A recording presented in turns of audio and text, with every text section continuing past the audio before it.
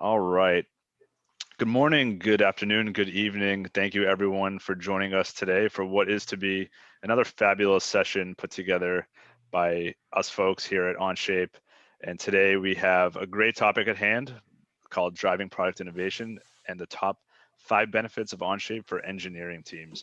And we are lucky today to be joined by a fantastic guest speaker from design firm in the UK, Idea Reality, Luke Taylor. He is with us. And of course, everyone by now knows our resident expert of Onshape, manager of technical services here at PTC, Mr. Michael LaFleche.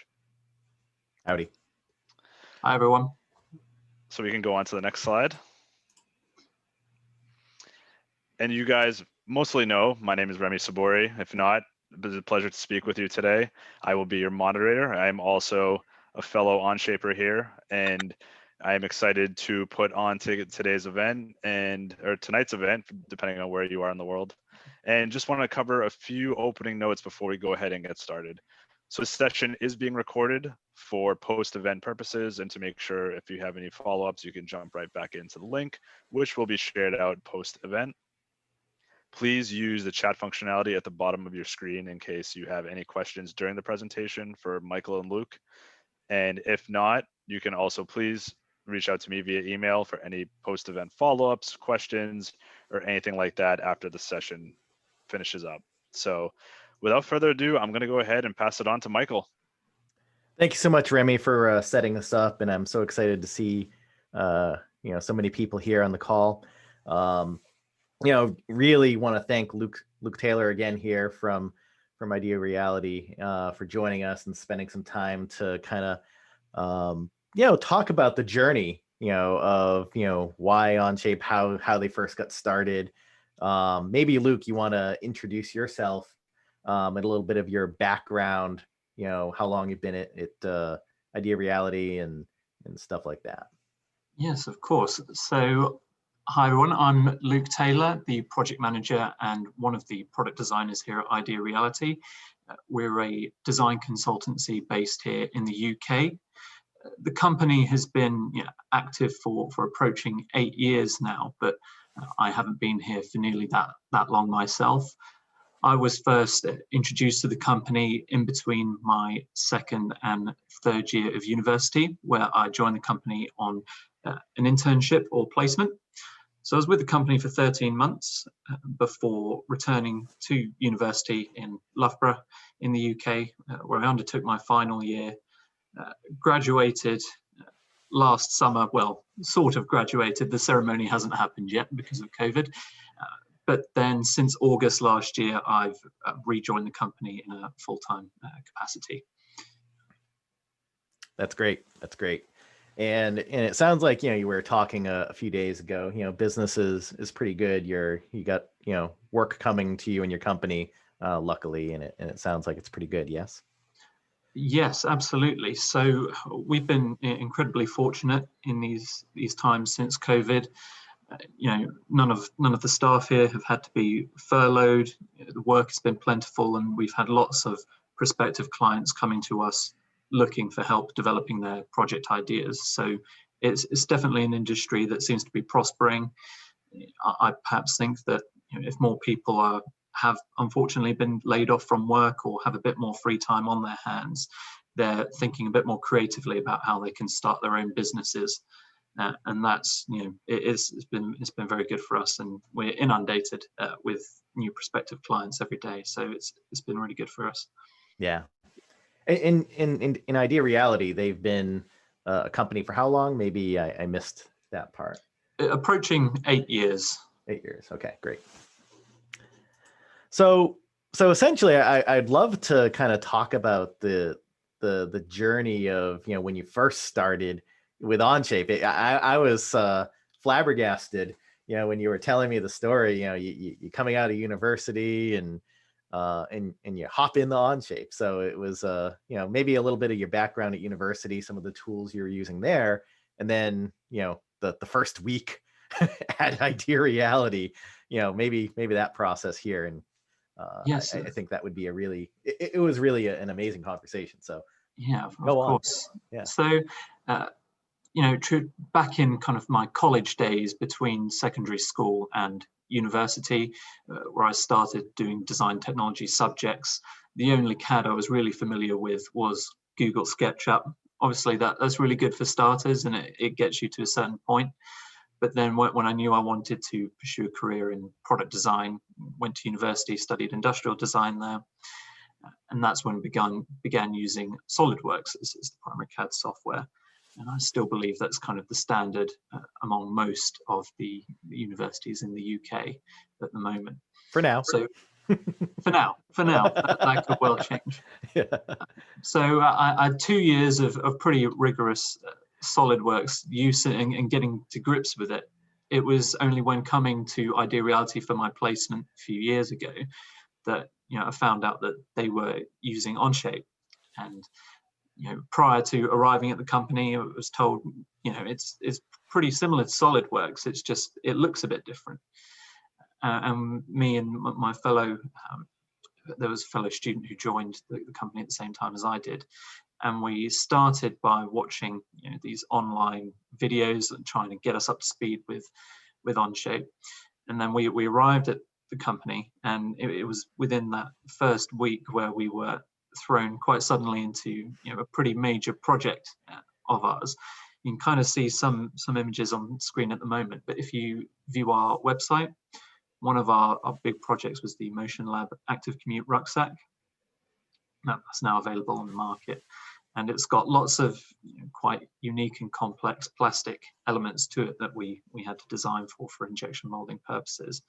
And you can, there's the bag there being worn. And I'll play this video here, and while it plays here, it's a nice video. Yes, okay. And you can probably see it in some of those visuals, but I can probably show this piece here, this plastic piece that sits against the user's spine. This is one of the main integral components to the design, although it changed a bit since this initial iteration. But me and the fellow student in that first week, we had to use Onshape to modify the design of that part because it was due to go off for 3D printing at the end of that week.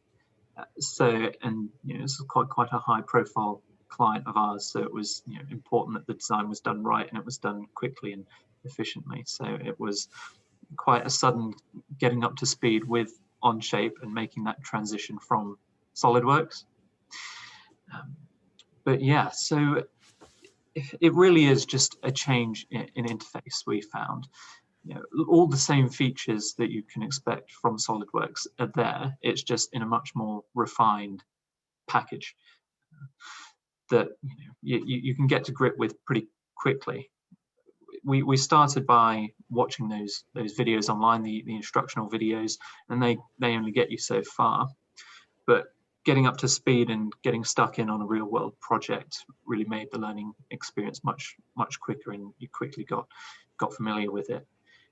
So things such as keyboard shortcuts, which looking down at the keyboard in front of me, I couldn't tell you what they are, but when you're in the software designing, it just comes very, very instinctive. So I think if you're familiar with SolidWorks, you can very easily make that transition to Onshape in a week or even less potentially. Yeah, I'll just bring up the screen here, for the people that are following along. Here's the interface, of Onshape.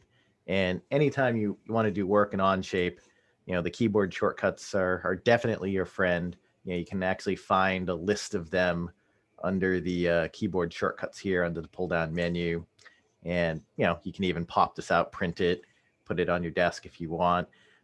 Many of the keyboard shortcuts are similar to, when I was the SolidWorks guy back in the day, L for line and, stuff like that. But, you'll get used to them pretty quick. Couple of other things that are good for users getting up to speed that we've added in the last year or so is a search bar. And the search bar, is actually configured in such a way where it will search for Onshape commands, but also if you type in the name of like a SolidWorks command, you'd be able to type in boss extrude, right? Because that's what you do in the other system. So, oh, did you mean extrude? Yeah, there it is. And then it'll go in and you can perform your action, on a piece of geometry, right? So there's many ways setting this up. One of the really cool things that users appreciate is the ability to have their settings follow along with them, no matter what device they're on as well. So like if you were, I'm here on my MacBook now, but then I go to the other side of the house where I have a Chromebook sitting down, I could sign right back in and all of my settings are exactly the same. I don't have to worry about settings files and things like that. It's all tied to your user ID when you sign into the system. So yeah, the keyboard shortcuts are good. There's tons of videos, as you mentioned, Luke. There's the Learning Center, learn.onshape.com as well, where we consolidate a lot of that stuff as well. And the other thing that was different when you were first starting Onshape is like there's no save button, right? Everything's Exactly. always version controlled. What were your when you first started using Onshape, how did that feel, when you first got started? I suppose initially, quite counterintuitive. You're always, well, if you're familiar with SolidWorks, then you're pretty familiar with frequent crashes and losing files. So the save button, you're usually very diligent about clicking it every so often, or being very aware of it. But when you no longer have to worry about that at all, it's an amazing feeling, really, that you can just click out your tab at the end of a day's work and know that you can pick up exactly where you left off the following day. If you have an internet outage, and it crashes, it will boot straight back up again when it reconnects and all your work's there. Same thing, occasionally the software does time out and you just refresh and it's right back there. You never have to worry about saving. So completely different, and obviously that changes the file structure process. Well, there isn't really. You don't have to save these hard files and store them on a hard drive. If that was still the case, if we were producing all of our designs in SolidWorks and we had all of these part files and assemblies to keep track of, our server would have run out of hard drive space a long time ago. But we don't have that worry at all, and it's a great feeling. Yeah, it is a really good point, because like you mentioned, everything is preserved. So here's an example of a medical device, pulse oximeter. We've got some nice shapes on it, but the timeline for the development of this, you can see literally every single change, right? Every single edit that's ever made. And as Luke correctly calls out, you would need terabytes upon terabytes of hard disk space to do it this way in a file-based CAD system. But Onshape is not a file-based CAD system. It's a database, and it's a series of transactions that are occurring to that database that you're seeing here. So the more the history of the document builds up, it's not going to slow down or anything like that. It's constituting the database, with that moment in time being preserved, every single change. And of course, that kind of leads us to our next kind of point is, how version management happens in branching. If you have no save button, it's not going to be complete chaos, right? You have version control, you have branching, which we'll get into in just a few minutes, but you shared with me kind of your philosophy at Idea Reality on how you handle version management. You have some kind of setup procedures and naming conventions that you use because you have an extended design team.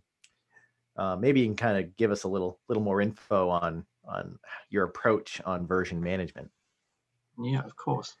So, versioning and branching is definitely something that takes a while getting used to, because when you have a file-based system, you're used to saving out copies and storing them in an archive somewhere, version 1, version 2, and it can be very difficult to locate all of those and name them appropriately. So when it came to versioning, to start with, it was slightly unnatural, and we perhaps didn't use it to its best ability.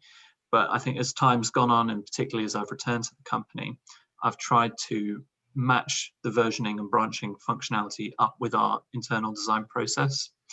So our own process that we have here is typically we start with our client's idea. We take their brief and we form it into a range of concepts. So that's usually where the Onshape Part Studio will begin.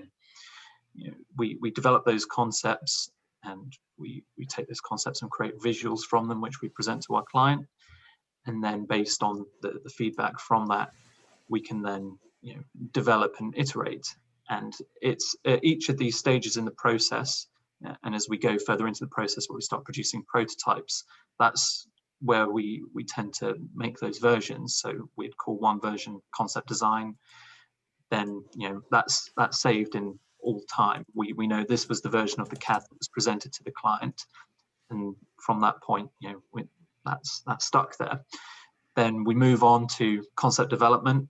That's a new version in itself. We can keep iterating on that concept design CAD, and the same for prototyping. So we try and match a version with each stage of our process, and that seems to be the most intuitive way that works for us. And it, the naming convention makes sense to everyone in the company. We each know which CAD relates to which stage, rather than individuals creating version 1, 1.5, storing it in a hard drive somewhere, and someone not knowing whether 1.5 actually means version 2.5 or things like that. And the ability to add notes at each version helps them to clarify that.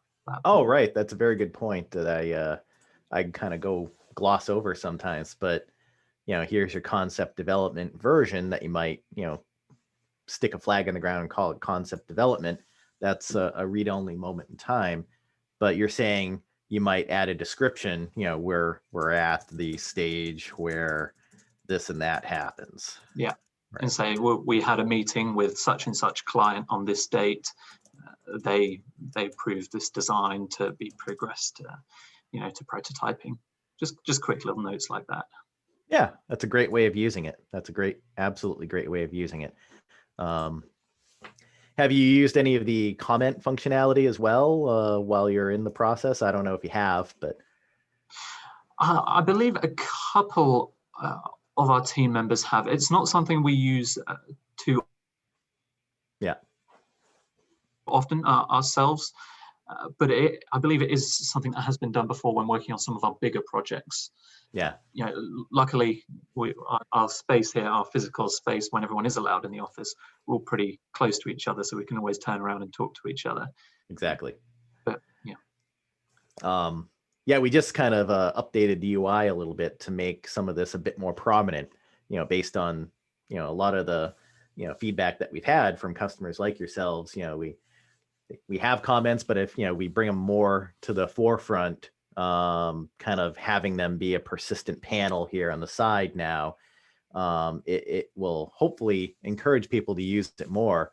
The nice part about the comment functionality is that you can actually indicate ownership of tasks and assignments in here, right? So I have, here I am logged in as Mike the manager, and I'm working with my colleague Debbie, and Debbie might be off site or working from home or at a customer site. Luckily, when we can do that stuff again, you can actually add comments right here, modify comments, tag people into things. So I have Ed the engineer who I might work with.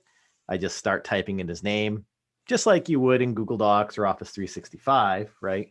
And say, we need to do a 3D printing run or something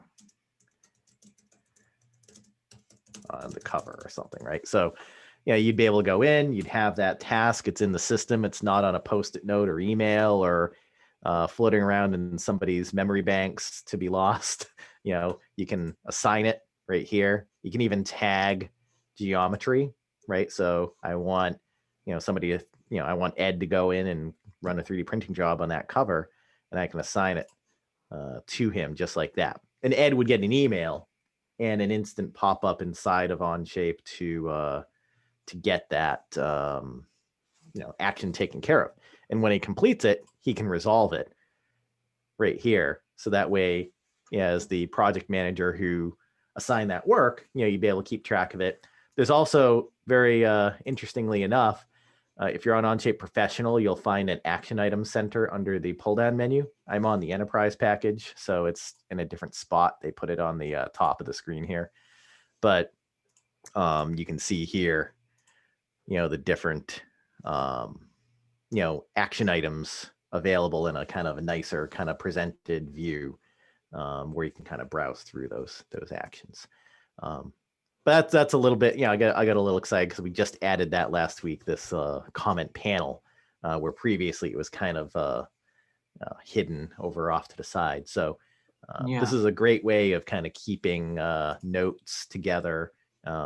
One other very interesting point is that you can actually be in a version. So if I go to this concept development version in the tree, you'll actually have the ability to add comments to a version as well. That'll only be for that version. Notice my comment list is actually, just empty right now because I'm on that version. So I could, on that concept development page, ask Ed to 3D print at this stage.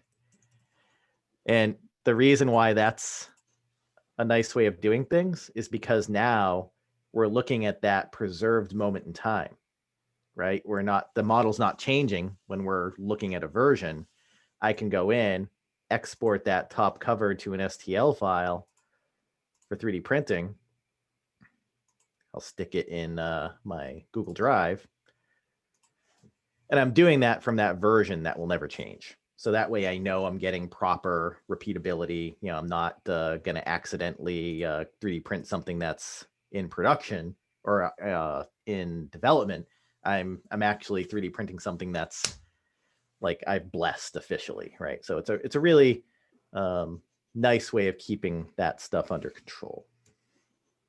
I'd also like to add, Michael, that I know we ourselves haven't got into that comments feature too much yet, but did definitely notice that side panel had been added.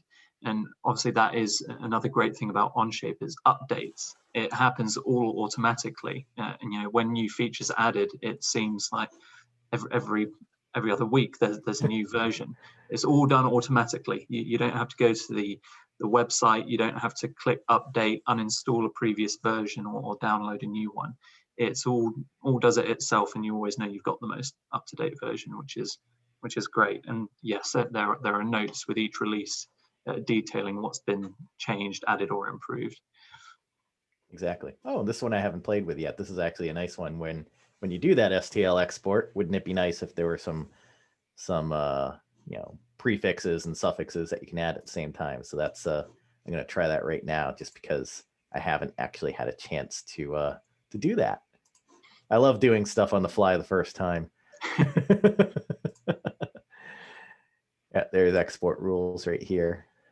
It's all in your personal settings. So it took me to my personal settings page. And here are my export rules. And if I'm exporting a part and it's a part category and it's an STL file, I want my naming convention to be, what kind of 3D printer do you have there, Luke? We've got an Ultimaker S5. Ultimaker S5. So Ultimaker. Oh, my keyboard wasn't working. S5 dash something. And there's I believe there's formatting conventions that you can put in here as well. I'll have to check that out later. But now we have that rule. And no matter what computer I go onto now, when I do that export, it will have those file naming rules. There it is, Ultimaker S5 top clip. So now I know, hey, this is my file to print on the Ultimaker, right? So it's a nice little thing. But yeah, nothing to do on your side, right? Every 3 weeks is essentially when we have a new update in Onshape for the most part. Agile design process, which is what we're doing here with our version management and branching as well. from any named version, you can branch to explore different design ideas, right, Luke? Yeah, certainly. So I think that helps, particularly when multiple designers are working on any one project. You've got different ways of thinking about things. So rather than it all getting convoluted and I suppose somewhat competitive if everyone is working in that same version, branching out lets people to kind of develop in their own workspace without interfering with what someone else is doing. Exactly. So if I were signing in as Debbie here on one side, I'll just hide my version tree here and go back to the main branch for Mike, the manager. I'm going to split my windows here so we can actually see both screens happening at the same time. So here's Debbie, here's Mike. I've signed in as an incognito window, so I could sign in as a different person on the same computer. And you can see if I go to the pulse oximeter, there it is. I can actually see the people that are in the document. It's kind of a small icon, but you can see there's my shiny head right there. And if I jump into that, now we're in the same document, but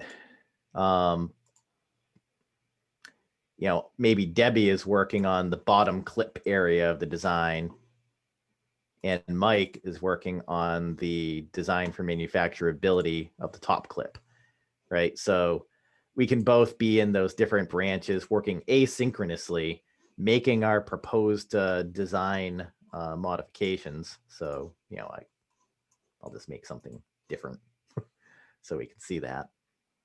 I'll just extrude something off of there, giving it a little more material.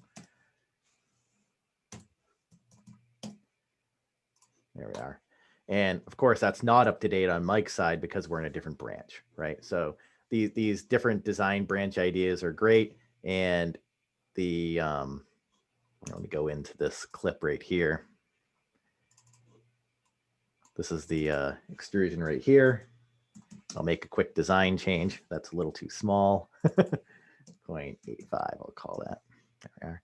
So now that pin's going to be very different. So we're both working on, one person's working on one branch with their ideas, designing for manufacturability. It might be better for the plastic injection mold process to have a bigger gap in here. Debbie's working on this stuff right here, but she's working on her own branch independent. So now we have the situation where we have two differences. This would be very difficult to manage, right? If you're trying to do this in the world of SolidWorks or other file-based systems. I don't want to pick just on SolidWorks. I worked there for a long time. I love a lot of the people there, and still a lot of people I talk to every day using it every day. But it's just difficult because of the fact that it's based on a file system to handle this type of situation. Because what would you do if you had to have one person make a change and another person make a change? You'd have to merge the results together somehow. And there's no way to do that in the file world. Somebody would have to like overwrite one person's file and then lose any other changes that were not common between the two. So it's the branching and then the merging, of course, is a huge benefit there. Even if you don't merge, just having these ideas on a branch for proposal is also a good idea too. So on your side, Luke, what are some of the main reasons for using a branch? You explained one or two of them, but maybe we can sum it up. I don't know. I suppose during that initial concept design stage where we are producing multiple concepts, and then some of our designers have certain ideas about which direction they want to take those concepts, whether they want to explore a slightly altered form or a different shape that would mean a different manufacturing option.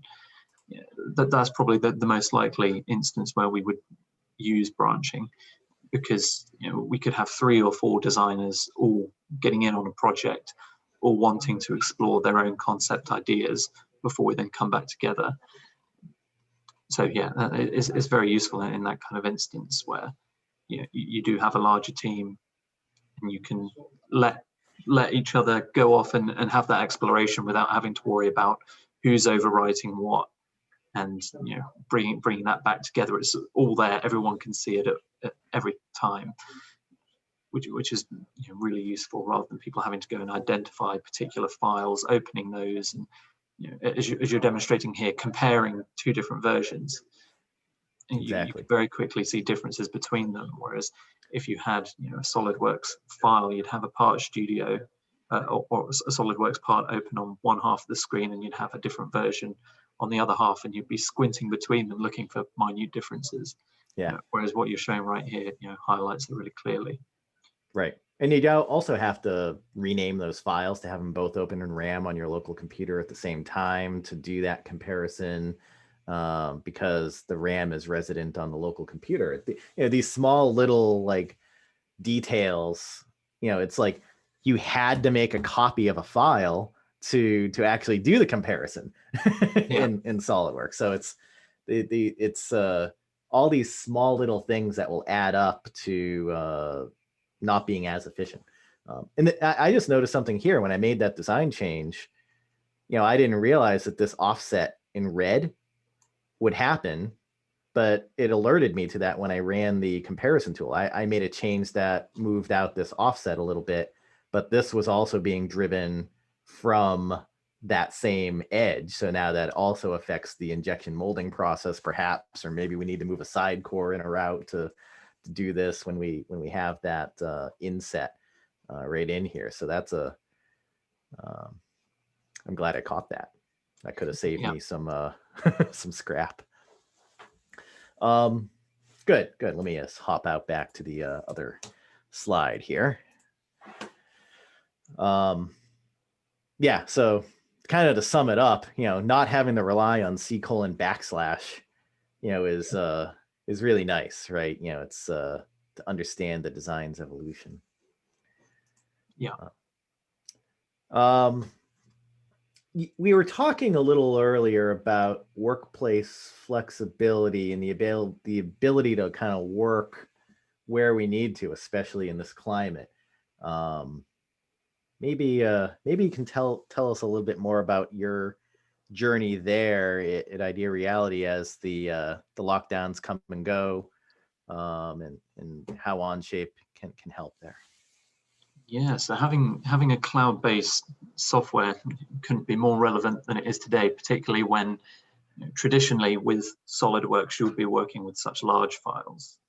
These part files and assemblies can get so large and complex that downloading them to a server and then being able to re-download them at home and open them, it would take a huge amount of storage space and a huge amount of time that would really hinder the efficiency of our design process. So the fact that it's all in the cloud, it's always saved, and you can log into Onshape from anywhere, and any device, be it a PC, a Mac, an iPad even, you can jump right into it. All of your files are there. You don't have to download anything. You just click in and you pop right in. And so with the number of lockdowns that there has been, I think this is our third one we're currently in the UK, our third primary one. So most of the team are still at home. I'm spending most of my time still at home. It's only on the occasion that we do come into the office.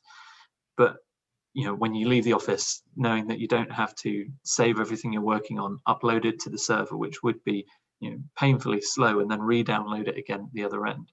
You can just X out of Onshape, go home, open up your laptop, and it's all there. So it's incredibly important, particularly because of the climate we're facing at the moment. Yeah, it's I sometimes forget, when I think of working from home and accessing my CAD system, it's very nice that I can sign in from wherever I want, signing into my Onshape instance, but that's really the smaller part of it. As you say, it's dealing with all the files that you have to collect and make sure you have access to, because what if you can't VPN into the office and sign into the file server and grab all those files? Not only do you have to sign in to get a license checked out if you have that kind of setup. Most people have laptop type computers now, so it's easy enough to get their SolidWorks at home. The real point is the data and making sure everybody has the right data at the right time. And if you try VPNing in to a PDM system, if you're a company that has that becomes a slow and arduous process, because it's not really optimized for copying those files to your home network. There's a lot of moving pieces. So here's an example on the screen of one of our customers who, when the initial lockdown happened, almost a year ago, a little more than a year ago now, the map on the left is where employees were working before, the national lockdowns in China were happening. And then the map on the right was, looks like a couple weeks later. If I zoom into that date range on that report, it's showing how all the employees were still up and running, working from their home offices, of course. And COVID, unfortunately, has kind of accelerated this flexible workplace philosophy. And people that had Onshape were ready to go. They didn't have to make any changes to their processes, for using CAD and accessing files. I look at this chart. This is a I can't remember the exact source of this report, but Onshape and another agency worked on a report showing where workplaces around the world have flexible work from home type policies, right, or work from wherever policies. Right now, 62% of companies have that policy, but I was really surprised to see Europe really kind of leading the charge here. Germany, surprisingly, the Netherlands, Australia, obviously not Europe, but having flexible workspace policies, working from home. So it's very interesting to see the changes happen, and the COVID, unfortunately, accelerating that. So it's great, being able to not worry about that aspect of things, when you obviously need to get work done. Yeah, definitely. How about sharing with clients, right? This comes up a lot, especially when people are first starting to explore Onshape, that haven't taken the plunge to investigate it yet. They're excited by the ease of use and not having to worry about files and running it on almost any type of device. But then people get a little bit nervous because you're stepping outside of what they consider the mainstream of CAD, right? You mentioned SolidWorks, for example, which is a very prolific system, probably the number one out there right now. And more people will know who SolidWorks is than Onshape is currently. Hopefully that'll change in the future, and it does every day. But the fear of kind of going outside of the normal swimming lanes, using a CAD system that's not the same as what everybody else is using, sometimes is scary. So what has been your experience, Luke, with that? Like you do work for clients, they come to you to come up with a design. Maybe you can explain a little bit more how that process works for your company, in starting a new project. What kind of data might you get from them, and what they expect back? Yeah, okay. So actually, I will start just by linking this to your previous point about flexible working as well as sharing with clients. I know that quite a few times whilst I was on placement and we were still allowed to have clients into our office for face-to-face meetings, it was always nice to show them the CAD model then, but rather than getting the client around one of our big desktop workstations, we could sit around the meeting table, bring out an iPad and show them the model on that, which I always thought was really great. So that's just something that if you were working on SolidWorks, you wouldn't be able to have that kind of easy communication. Clients might have previously been quite intimidated by seeing the whole SolidWorks interface up on the screen and not really understanding what you're doing. Whereas if you can spin around a model with your fingers on an iPad. It's much more easy for them to digest. Oh, right. Yeah. Let me, actually, I'll pop open my, here it is. I have my phone being kind of mirrored to the desktop here. Hopefully I won't get any crazy messages here, but yeah, here's Onshape on my phone. I've signed in as Debbie, the designer. I have an enterprise account, so it shows me, some other kind of metrics and analytics about what's going on in my organization. But if I go into my Onshape here, I can browse right into that pulse oximeter. Actually, I want to find something that I have read-only access to, maybe in the library or something. We'll see if I, yeah, it's view only, great. So this interface on the mobile device or even on a browser, for working, it's very much like editing a photo or, looking at a photo. You kind of pinch to zoom, right? But you also have the ability to rotate. And I've turned on the touches here so you can kind of see where my thumb and, finger are, moving that around. But you have, some simplified user interface, kind of help here, right? If I want to do a section view, I have the section view button right here, and it's asking me to select, a planar face or something like that. So I'll just pick that face right here, pick that, and now I'm doing a section view, and I'm just doing this with my finger, right? So the interface is very streamlined for somebody who's not familiar with a CAD system. If they want to perform a measurement from one place to another, they'd be able to do that just like this. All the comments are here. Need more material in this location. I forget that you can actually talk to your phone, so that's a lot easier to add that comment. So very, very easy interface for people to understand when you're visiting them, or if you happen to share somebody in, you can share somebody into an Onshape document if you really wanted to.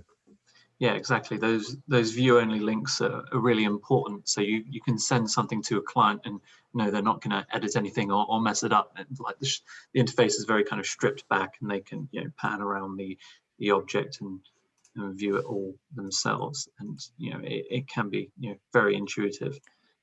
Exactly. Yeah, you can use this like link sharing right here. You get a hyperlink, so you just enable that. That's a setting that you should use judiciously, because that's a hyperlink now to this particular workspace that we're looking at. Actually, you can share to a workspace or a version using a link. So if I were interested in sharing somebody into the concept development idea, and it's a version, so nothing is editable. I can look at things, but I can't change things, right?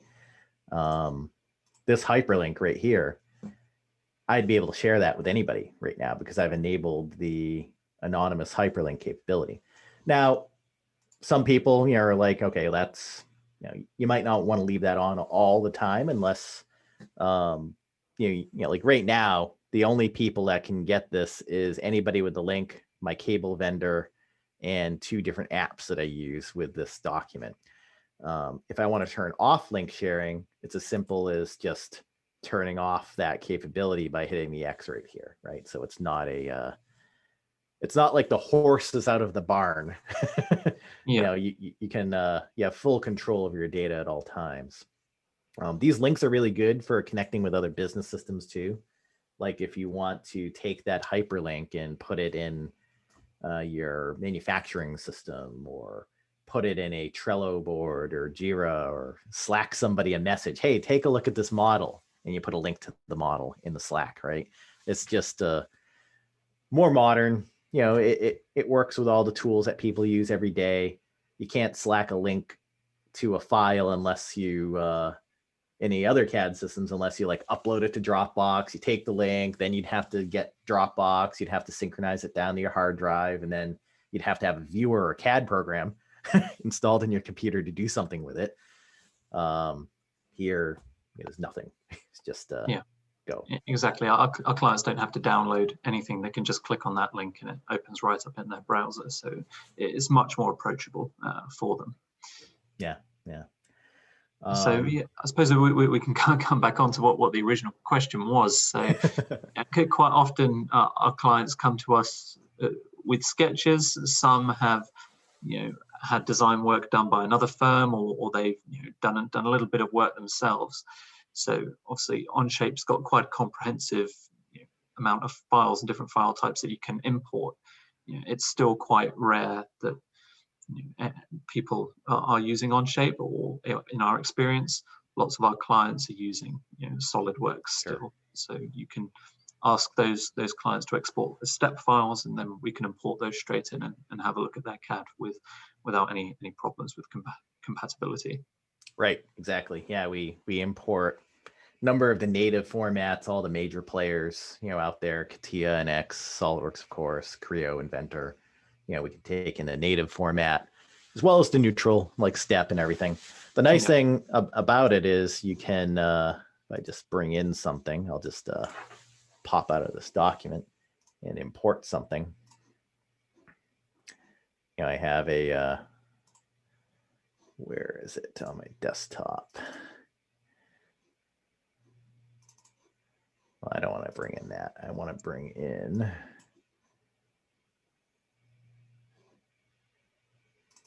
here we go. Just a small hydraulic pump step file, right? So bring it on in. Onshape, doesn't, freeze your computer when you're doing an import. You can do other things while the import happens, because it's updating on a stack of services, that's translating on the back end. But you can see, it happened almost instantly. This was really good. Onshape automatically creates a version when you import any geometry nowadays. So that makes it easy to compare changes that you've made to the imported data. So let's say, you have somebody that gives you a CAD file. You mentioned, many times it's sketches and things like that. But if they do give you a CAD file, you have it. You can even make proposed modifications, right? So, I'm going to move that face up by 10 millimeters, and I'm going to move 2 holes.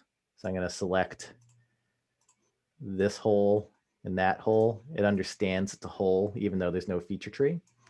I add that to the selection set, and I want to move those holes also up by 10 millimeters, just like that.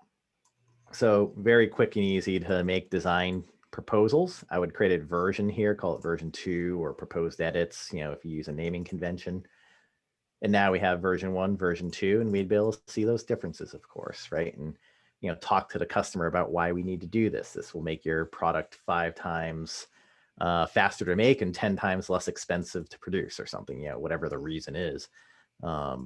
You'd be able to have that discussion and have the full history of that.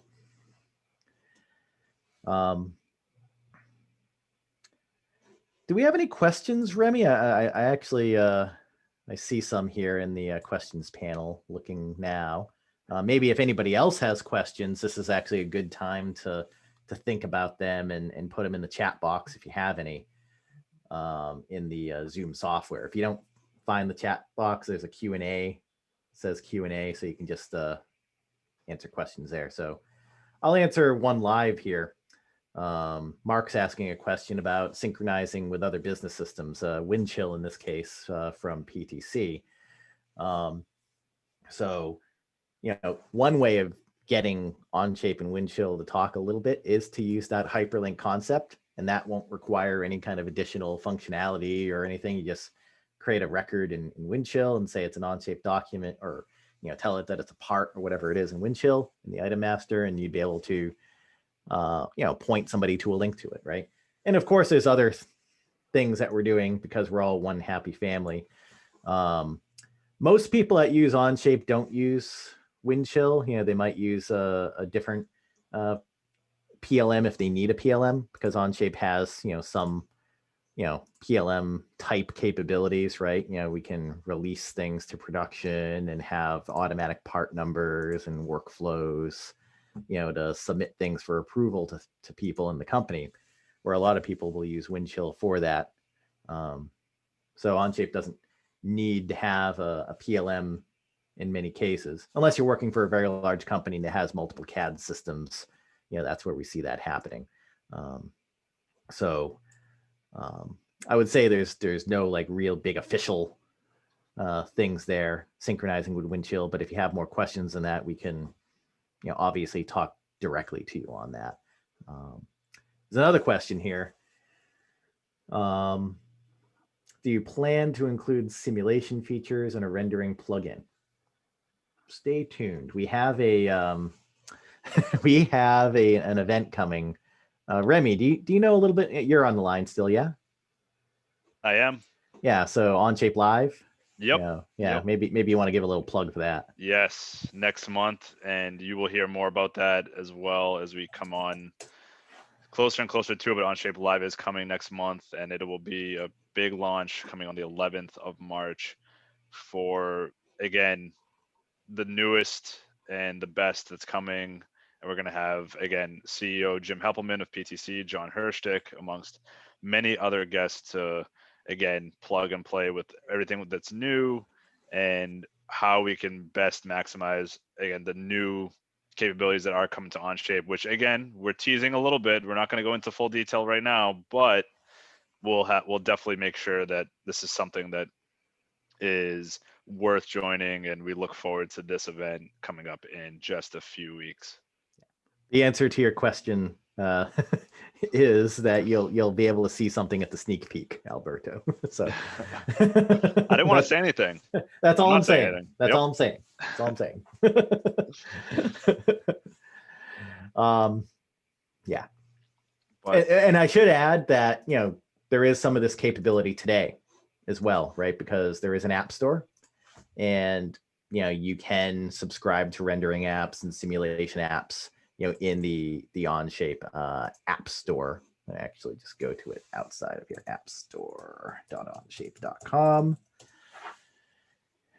And there are simulation tools, project management tools, documentation tools, cloud-based rendering here, cloud-based electrical schematic software, DWG editing if you need to edit an AutoCAD file in the cloud, right? So all sorts of great tools available to subscribe to, and many of them are very, very good with their pricing.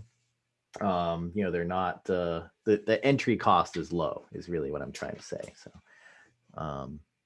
So you can always try them out. You get a trial of it.